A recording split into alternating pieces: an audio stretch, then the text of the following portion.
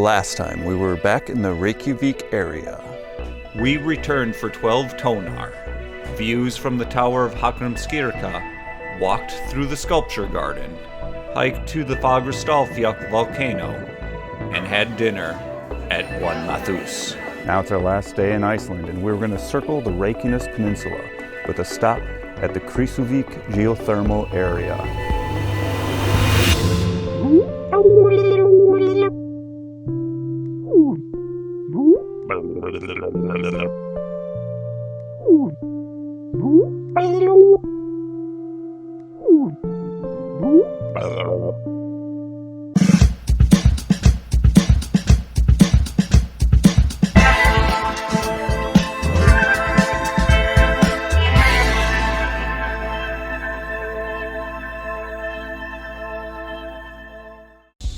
The last day of the trip was a short day to travel around the Reykjanes Peninsula, with the hopes to hit up a good number of sites along the way. We started by leaving Hafnarfjörður to take Kleifarvatn at a little slower pace to enjoy it more. Not to mention almost getting hit by another vehicle, but that's neither here nor there. Stay on your own side of the road, people.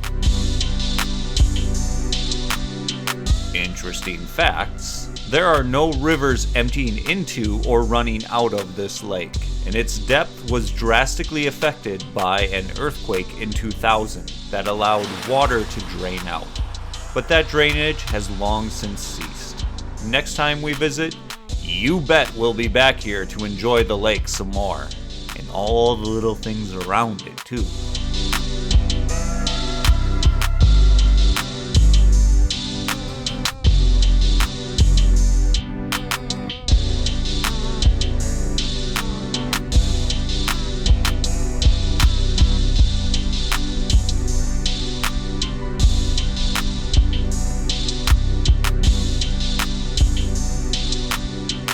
To the south, the lake has a hot spring, and divers can swim in bubbling warm water there. This leads us to Keflavík and Krýsuvík, a large geothermal area. Here, there are plenty of raised walkways to lead you between all the hot springs venting from the active volcanic site. Yes, it does smell like eggs. To me, it wasn't a big deal.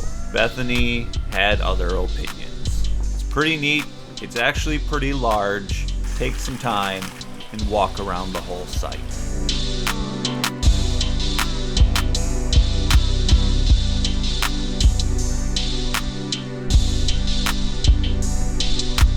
Heading south, we enter the lava fields of prior eruptions from hundreds and thousands of years ago.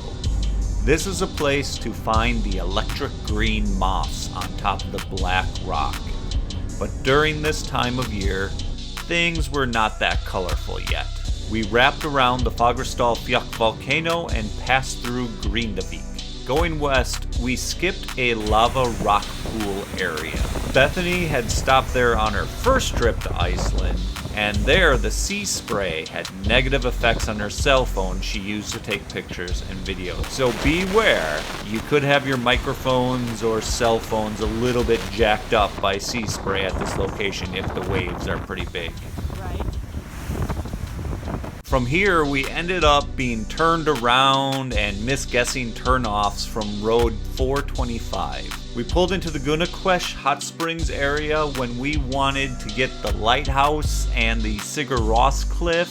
While this normally wouldn't be a huge mistake, we were depending on minutes to see what we wanted before returning our rental car. Now you can walk in between the two areas, but if you only wanted to see one and not the other, targeted parking can save you time, which we needed. The road for the lighthouse and the Sigur cliff is marked with the name of the power plant located there, but doesn't mention any of the tourist areas until you get off of Road 425. I think this is the first sign depicting the tourist locations, and it's pretty far off the main road. Gunnuhver is marked decently though.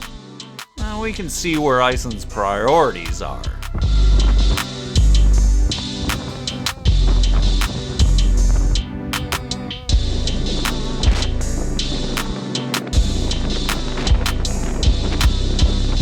Further up the road, we saw the bridge between continents, but we were so late to return our car, I failed to even take a good picture as we drove by. It just ended up blurry and I deleted it because you can't see anything anyway. From here, you can wrap around the final part of the peninsula on Road 45, which will take you all the way to the Garthur Lighthouse. If you are making a full trip around Reykjanes, this is a stop that is necessary.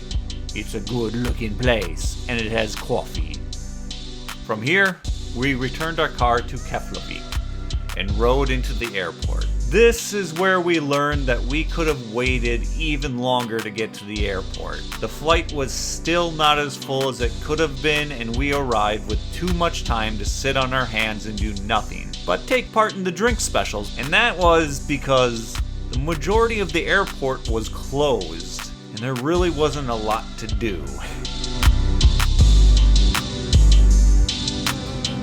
As our flight headed back to the States, we also got a pretty clear view of Greenland.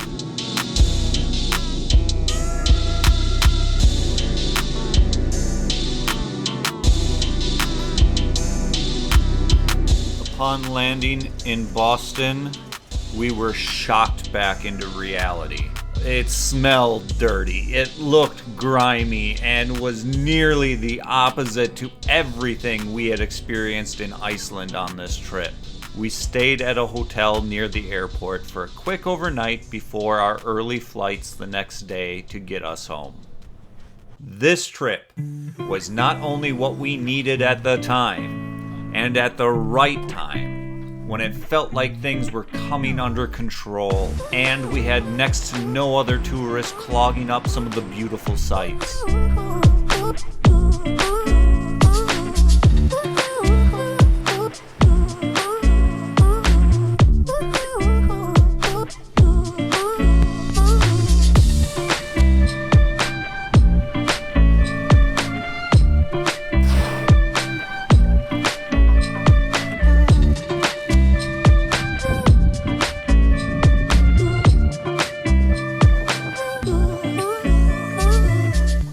Ate some excellent food.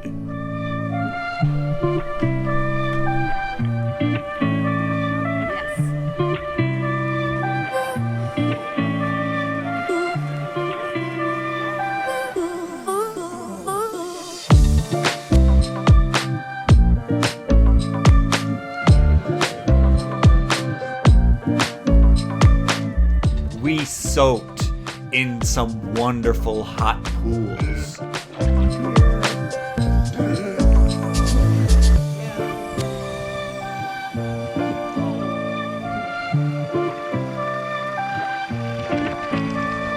We hiked some places we can't find anything similar to back home.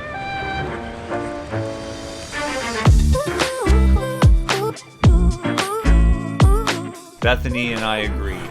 We're not done visiting Iceland. Who knows what's in store for us in the future, but we may know where we could be traveling next. Maybe it's here. Maybe it's here. Maybe it's here. Maybe it's there. Or maybe it was somewhere in between. Stick around and see where we get out and travel.